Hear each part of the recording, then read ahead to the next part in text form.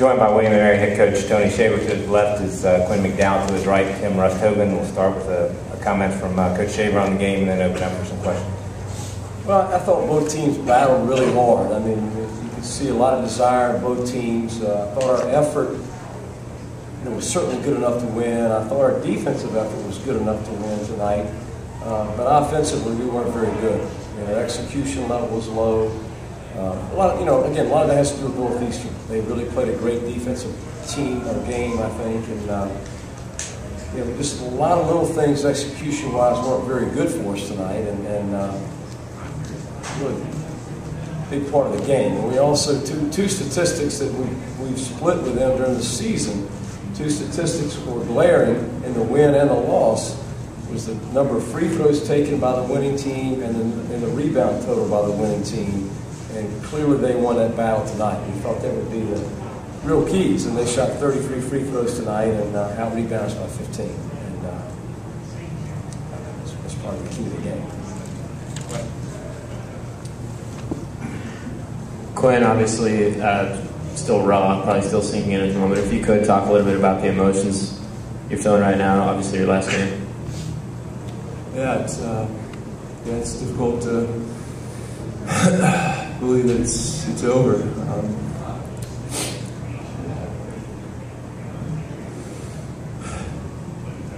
I mean, like I said, some of the guys in the locker room,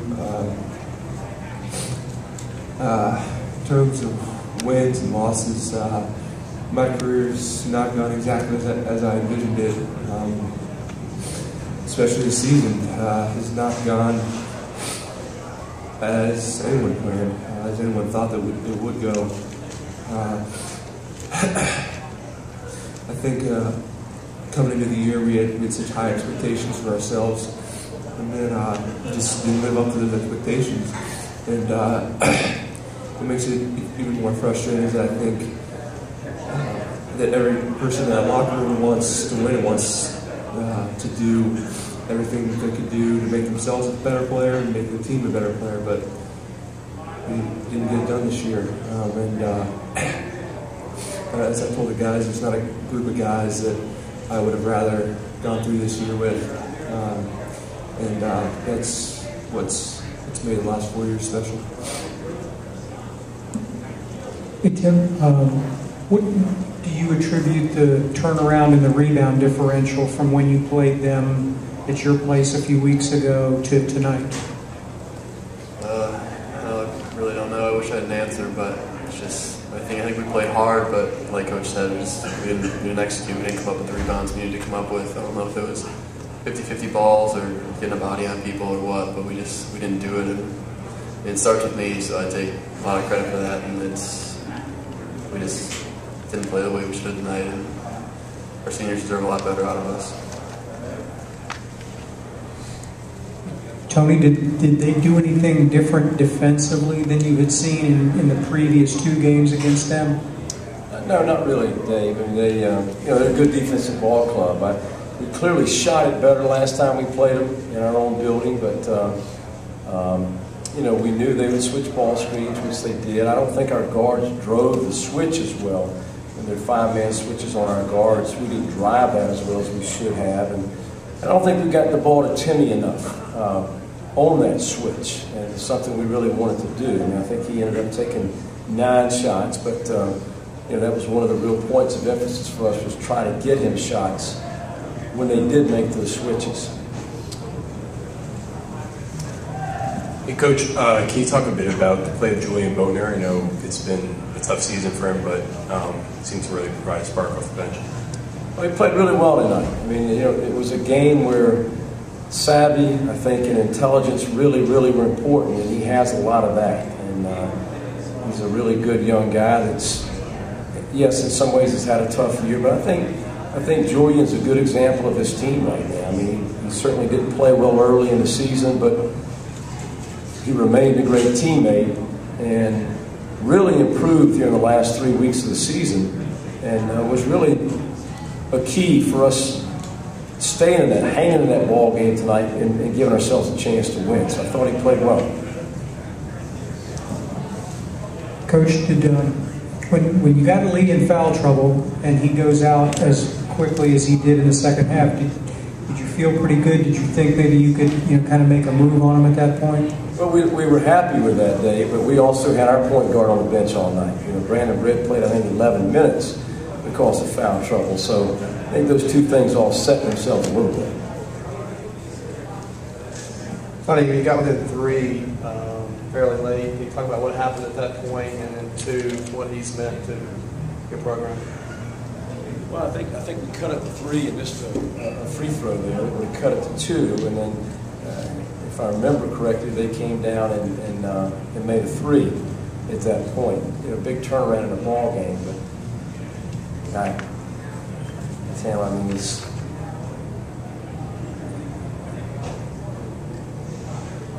Quinn's one of the more special people I've been around in my life. I hate to see it in this way for him tonight. But he's made a significant impact not only in our program, but to the College of William and Mary and to the community. As great of an impact as anybody I've seen in my 35 years of coaching. I'm proud of what he stands for. I mean, he won that Dean Ellers Award twice. I think he's the first student athlete to ever do that in the CAA. And he stands for a lot of good things. And his competitive spirit is something that will greatly be missed with our team. And it's something we'll have to, it's the biggest void we'll have to fill is his competitive spirit. Tim, there was a point in that game in which the referees really started to get involved. What did you think about the way the game was called? I mean, every game you can always go and talk about referees, how they did or didn't do, but I mean, they just called it a little tighter, and we just got to play through it. That's just as much our fault, so we just have to learn to play through when they call the whistle like that. Anything else from anybody? Thank you, guys. First, I want to congratulate Coach Tony Shaver and William & Mary for playing an outstanding basketball game. We have the utmost respect for their program, and their group of seniors there, in particular, Quinn McDowell has been very difficult to compete against over the last 4 years. So I want to tip my hat to their program and to their group of seniors.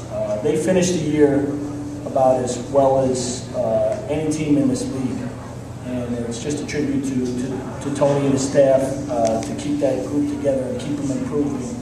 And I was extremely impressed. We were very, very nervous about this game coming in. We probably had our worst effort down at William & Mary this year.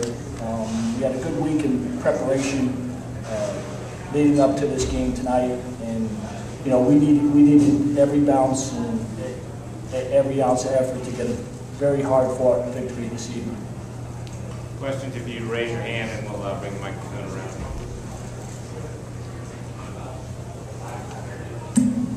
Yeah, Coach, how much emphasis on rebounding tonight?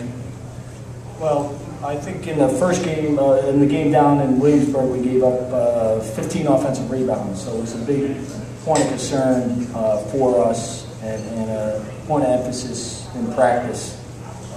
I thought we did a much better job of that this evening. And just a remark or two about kind of what the defensive aim was tonight. Yeah, we just wanted to, make sure that we didn't give up anything cheap in transition, and make sure we get back and guard them in a 5-on-5 situation, whether it was man or zone. And they run a precision offense, and they run it as well as anybody. And I thought we did a good job tonight of identifying shooters and contesting shots, and then finishing possessions with defensive rebounds. Bill, can you talk a little bit about what the mindset was when Jonathan Lee fouled out and what you had to do? And then 2, you've got DCU, so can you talk about that a little bit? My mindset or the team's mindset? I almost,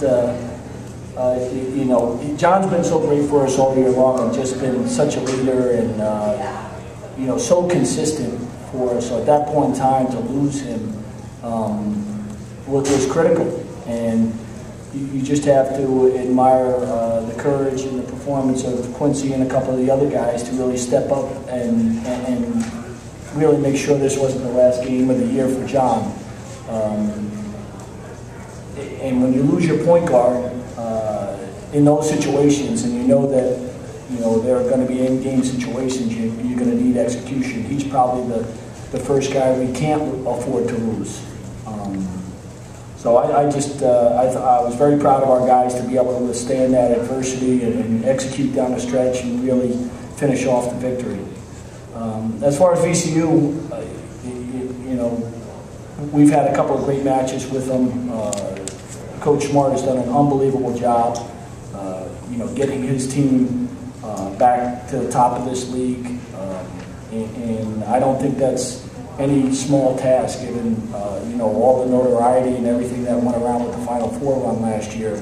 I just sat back and admired how he kept his team focused all year long and had them competing at a very high level, and really they haven't skipped a beat, and it's a tribute to him and his staff. And we're going to have another great effort tomorrow if we hope to compete. That was my question. Anybody have anything else?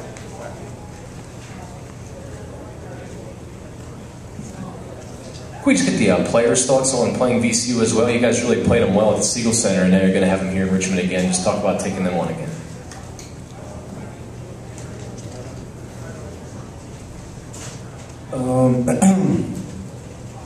I think it's going to be a great matchup. I feel like we match up well with them, and this is going to. I don't know. Our mindset going in is just that we know we played it to a 3-point game down there, so we know we're in the ball game. If we rebound like we did today, we play defense, if we execute. So right now we're just looking forward to taking it one game at a time, and we can come in with the same energy that we had today, same rebound effort, same defensive effort, and just play our game. Yeah, what John said, they're a real good team, and I think if we match their intensity, play at their level, or even play higher than their level, it'll be a close game to the end, and we could really pull out a victory on them. We played them early in the season, it came down to a close game. It is very possible we can pull out a win. Early in the game, it looked like you were trying to get down inside a lot more. Second half, you started to shoot the outside shots. Was that in the game plan for you to try and get down in the paint more tonight? The last time we played them, they switched on me a lot, and I kind of stayed out on the perimeter. And Coach Coen said, you'll be a bigger threat if you roll hard and post up because I have the mismatch. So in the beginning, the first half, it was working, and then they, I guess, box and one or triangle on me where I, no post up, no perimeter, nothing. So it's just moving, screening, knock down open shot when I have that, half second to be open. But definitely have to change it up when they change. So it worked for the team. Coach, you touched upon it a little bit already, but how reassuring is it to know that your team was able to finish a game and play 10 minutes without its captain down the stretch like that? Well, I think it was a great experience for our guys. They really got put to the test. And in those situations, you have guys playing out of position, sometimes positions they've never played, and then to go against kind of a junk defense of a triangle and two and try and sort some things out on the fly. It wasn't easy, and it wasn't always pretty. But I think what we did is we just stuck with the plan and kept believing in each other, and we got some great big shots. Reggie Spencer hit a big jump hook. Alwyn hit a great baseline jump shot, and Quincy made some big shots for us. So guys picked up the slack, and that's what you need as a team. Everybody's got to, if somebody's having a bad day, somebody's got to pick them up. And John's been there for everybody all year long, and it was his turn to sit and watch as other guys got the job done for him. Anything else? Thanks, guys. Thank you.